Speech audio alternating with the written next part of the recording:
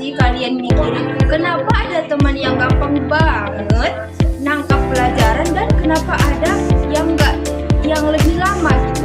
Tenang, itu bukan soal pintar atau enggak, tapi di dunia pendidikan ternyata banyak banget faktor yang bikin tiap orang punya kemampuan belajar yang berbeda-beda. Ada yang dalam diri, ada yang dari luar diri, ada juga yang datang tiba-tiba kayak ingatan mantan. Jadi, sebelum kamu nyalahin diri sendiri karena kayaknya aku lemot deh, mending kita bahas dulu nih, apa aja sih faktor yang mempengaruhi individu dalam dunia pendidikan. Faktor yang pertama, faktor internal. Faktor internal itu dalam diri kita sendiri. Yang pertama itu kecerdasan. Setiap orang punya tingkat kecerdasan yang berbeda-beda. Ada yang jago hitung, ada yang kreatif, ada yang punya kecerdasan sosial yang tinggi. Jadi, kecerdasan itu bukan cuma soal matematika doang. Ya, tapi yang jelas, semakin terasa kecerdasannya, semakin gampang seseorang paham sesuatu. Yang kedua, minat belajar. Kalau kita suka sama pelajarannya, belajar tuh rasanya lebih ringan. Mau capek juga tetap lanjut. Tapi kalau nggak minat, wah 5 menit belajar aja rasanya udah mau nyerah. Jadi minat itu penting banget. Yang ketiga, motivasi. Motivasi itu kayak bensin buat belajar.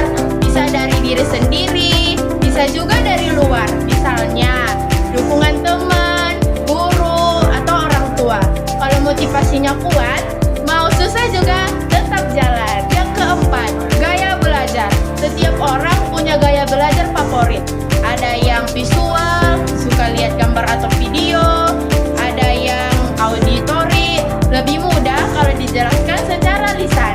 Ada juga yang kinestetik, harus sambil praktik.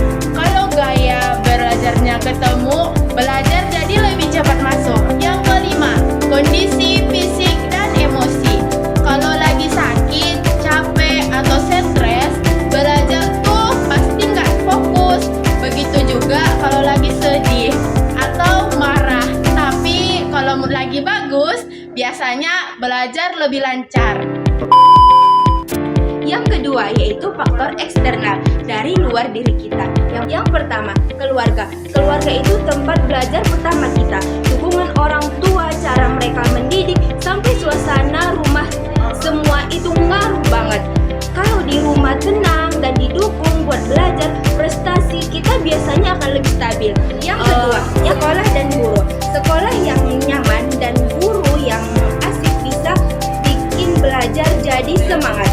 Guru yang cara ngajarnya seru biasanya bikin pelajaran lebih gampang dipahami. Tiga, teman sebaya. Teman itu pengaruhnya gede banget. Kalau lingkungan positif, kita jadi terpacu buat belajar.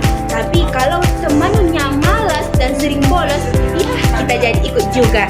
Yang keempat, lingkungan sosial dan budaya. Masyarakat di sekitar kita juga memengaruhi cara kita melihat pendidikan. Kalau lingkungan kita menghargai pendidikan, itu biasanya termotivasi atau terdukung buat lebih semangat. Yang ketiga, faktor non-sosial. Yang pertama, sarana dan prasarana. Belajar bakal lebih asik kalau fasilitasnya mencukupi, buku lengkap, ruangan nyaman, internet lancar.